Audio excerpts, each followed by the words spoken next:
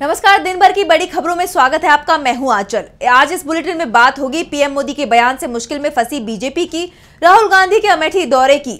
देखेंगे कैसे बीजेपी को लेकर राजपूतों का बढ़ता जा रहा है गुस्सा और मोदी सरकार से खड़गे और प्रियंका के सवालों को। जानेंगे नागालैंड में क्यों हुआ चुनाव के बहिष्कार का ऐलान, और बुलेटिन के आखिर में देखेंगे जाने माने कार्टूनिस्ट इरफान की किस खबर पर पड़ी तिरछी नजर। लेकिन तमाम बड़ी खबरों से पहले एक नजर आज की सुर्खियों पर। पश्चिम बंगाल के मुर्शिदाबाद मामले पर कलकत्ता हाईकोर्ट सख्त, कहा रामनवमी पर जहां हुआ सांप्रदायिक टकराव वहां नहीं दे सकते चुनाव की अनुमति। कांग्रेस ने पटना साहिब से लोकसभा की पूर्व स्पीकर मीरा कुमार के बेटे अंशुल को बनाया उम्मीदवार, बीजेपी प्रत्याशी रविशंकर प्रसाद को देंगे कड़ी टक्कर। एससी ने रामदेव बालकृष्ण को फिर लगाई फटकार, पूछा क्या आपका माफीनामा आपके भ्रामक विज्ञापन जितना है बड़ा, मामले में 30 अप्रैल को अगली सुनवाई। शेयर बाजार में तेजी, 89 अंकों की तेजी के साथ 73,738 पर बंद हुआ सेंसेक्स, तो 31 अंकों की तेजी के साथ 22,368 पर बंद हुआ निफ्टी। ये तो थी सुर्खियां। बात आज की सबसे बड़ी खबर की। पीएम नरेंद्र मोदी के राजस्थान के बांसवाड़ा वाले भाषण के बाद चुनाव आयोग की भूमिका पर लगातार सवाल उठ रहे हैं और अब टोंक सवाई माधोपुर में पीएम ने और भी तीखा बयान दे दिया। पीएम मोदी ने दावा किया कि कांग्रेस दलित आदिवासियों के आरक्षण छीनकर मुसलमानों को देना चाहती है। पीएम के बयान पर कांग्रेस सहित विपक्षी दलों ने उन्हें घेर लिया है। चुनाव आयोग से लेकर चुनावी रैलियों में पीएम के बयान पर सवाल खड़े किए जा रहे हैं। तो कैसे पीएम के बयान पर घिरी बीजेपी, देखिए इस रिपोर्ट में। पीएम नरेंद्र मोदी के भाषणों को लेकर अब चुनाव आयोग सवालों में आ गया है। पीएम मोदी की देखा देखी अब बीजेपी के दूसरे नेता भी तीखी बयानबाजी कर रहे हैं। इसे लेकर विपक्षी दलों ने बीजेपी को घेर लिया है।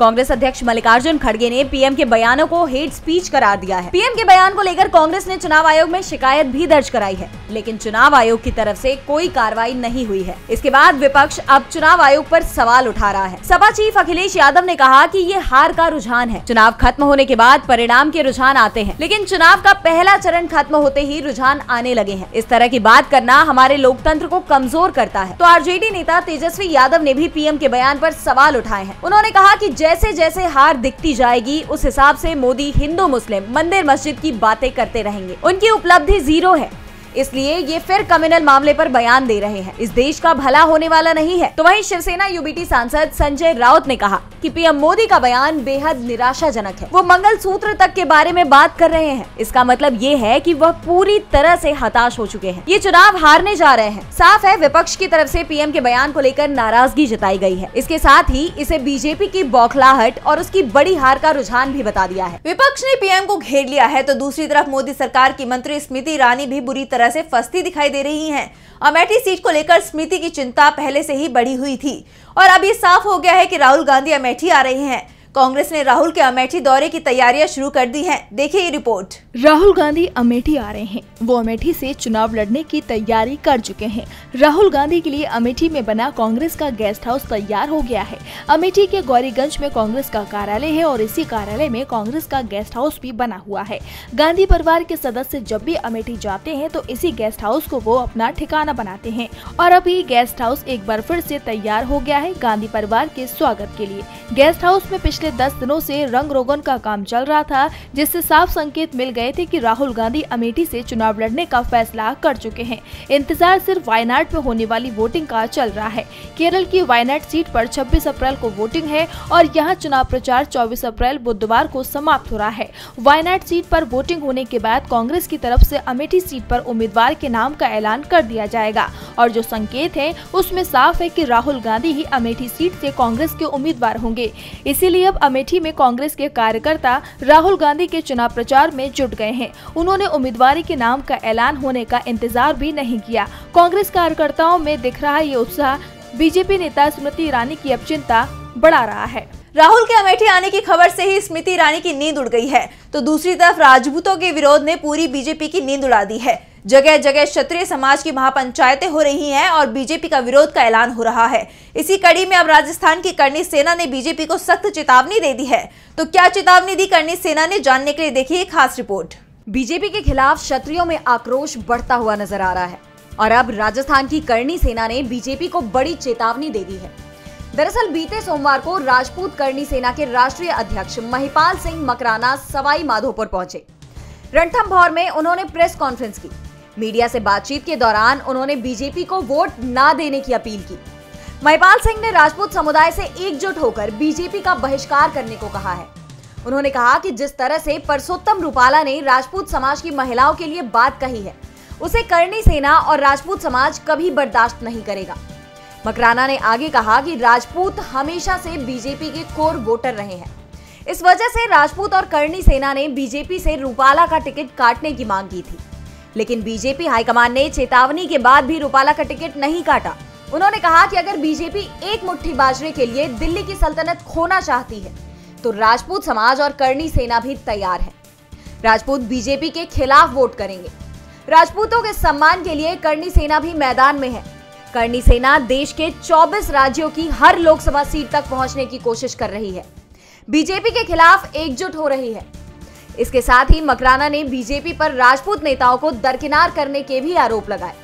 उन्होंने कहा कि बीजेपी ने वीके सिंह और राजेंद्र राठौड़ समेत कई बड़े नेताओं के टिकट काट दिए। नरेंद्र सिंह तोमर जैसे नेताओं को घर बैठा दिया। इस लोकसभा चुनाव में राजपूत बीजेपी का साथ नहीं देंगे। आपको बता दें, परसोत्तम रूपाला राजकोट सीट से बीजेपी प्रत्याशी हैं। उन्होंने राजपूतों के खिलाफ बयान दिया था। रूपाला ने कहा था कि अंग्रेजों ने हम पर राज किया, राजा भी उनके आगे झुक गए। राजाओं ने अंग्रेजों के साथ रोटियां तोड़ी और अपनी बेटियों की शादी उनसे की। दूसरी तरफ दलितों पर सबसे ज्यादा अत्याचार हुआ, लेकिन वे झुके नहीं। रूपाला के इस बयान पर क्षत्रिय समाज के अंदर आक्रोश है और अब मामले में करणी सेना की चेतावनी ने बीजेपी को घोर संकट में डाल दिया है।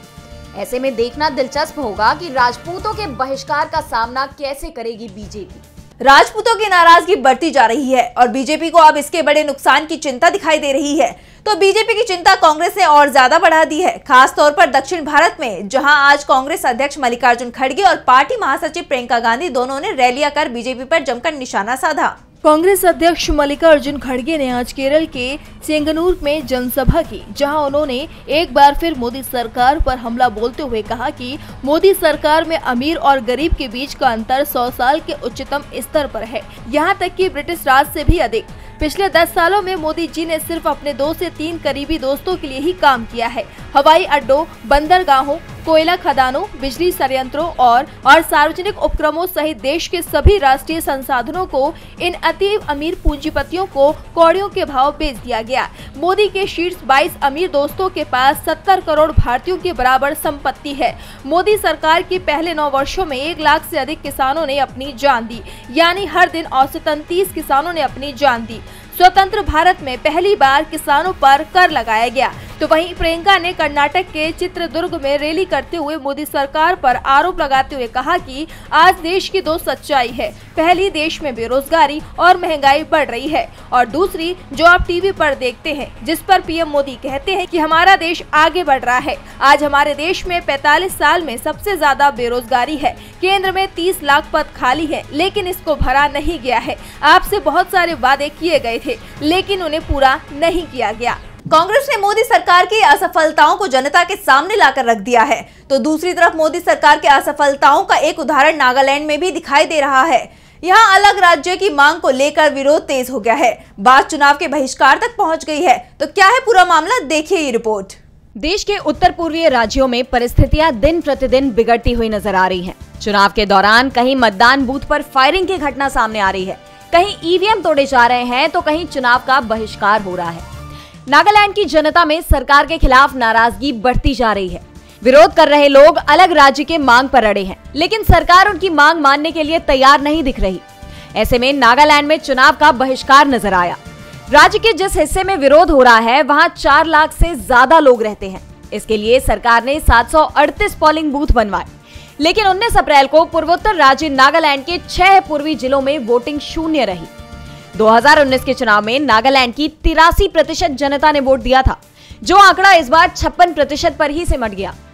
दरअसल नागालैंड की eastern Nagaland people's organisation ENPO ने लोगों को मतदान न देने की धमकी दी थी, और इन क्षेत्रों में न सिर्फ नागालैंड की जनता ने वोटिंग का बहिष्कार किया, बल्कि इन 6 जिलों के 20 विधायकों ने भी वोट नहीं डाला, जिनमें 4 विधायक बीजेपी के भी थे। ये संगठन नागालैंड से अलग होकर फ्रंटियर नागालैंड बनाने की मांग कर रहा है। इसे लेकर राज्य के मोन, द्वेसांग, किफिरे, लोंगलेंग, नोकलाक और शामाटोर जिलों में बीते 2 महीने से लगभग सब कुछ बंद है। बाजार बमुश्किल खुल रहे हैं और स्कूल जब संगठन कह दे तब बंद कर दिए जा रहे हैं। इस पर ENPO प्रमुख आर सापिक्यू सांगताम ने कहा कि हम हिंसा नहीं चाहते, इसलिए हमने चुनाव पर बंद वापस ले लिया था। तो वहीं ENPO के सचिव W मावांग कोन्याक ने गतिरोध के लिए सरकार को जिम्मेदार बताया है। चुनाव से पहले सरकार के खिलाफ उत्तर पूर्वीय राज्यों में आक्रोश बढ़ता दिखाई दे रहा है। अब ऐसे में जनता के गुस्से को कैसे शांत करेगी मोदी सरकार, ये देखने वाली बात होगी।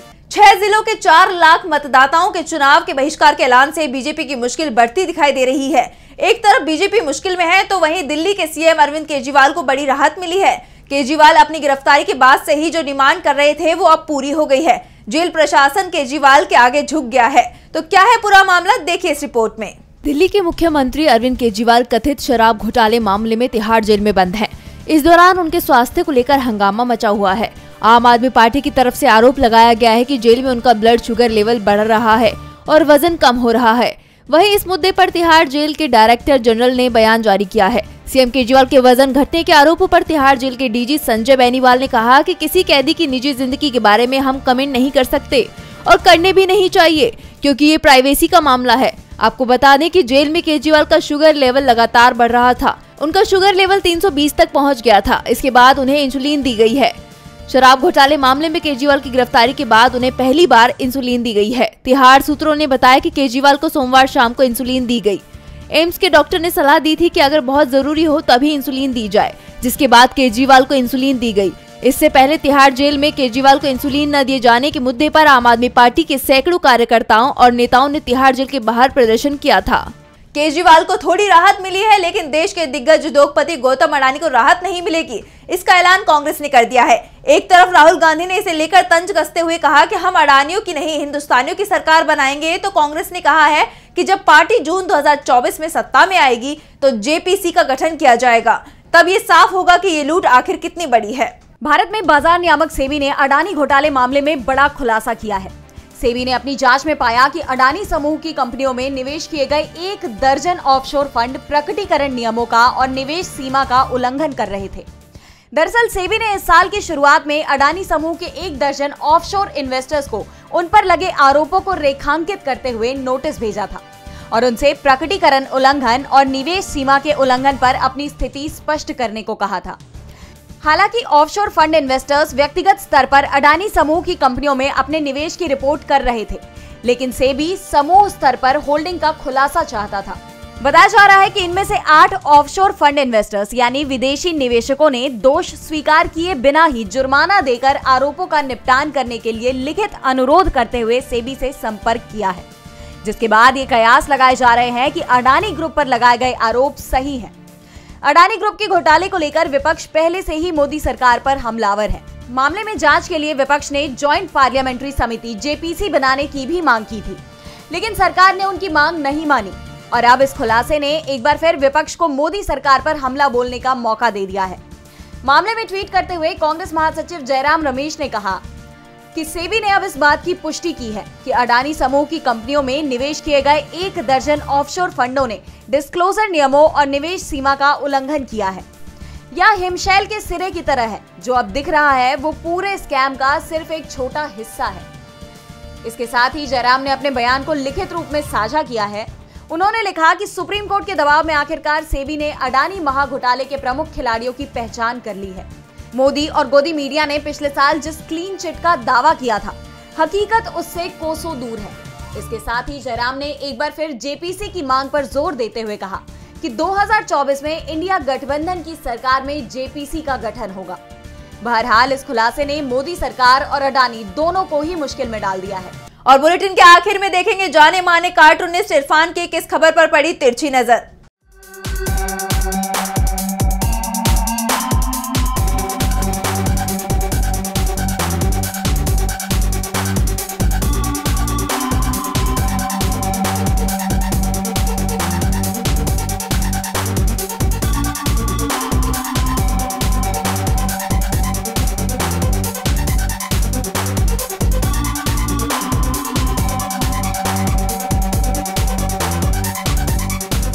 बीजेपी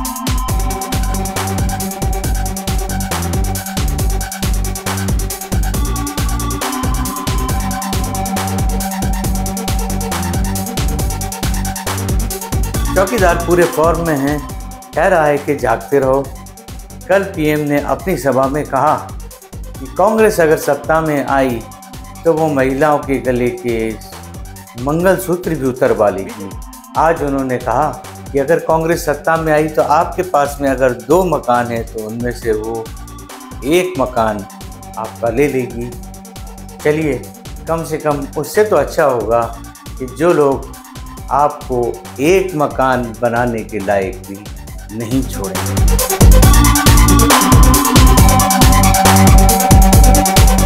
बहुत बहुत शुक्रिया इरफान जी। तो आज इस बुलेटिन में इतना ही। देखते रहिए DB लाइव। नमस्कार।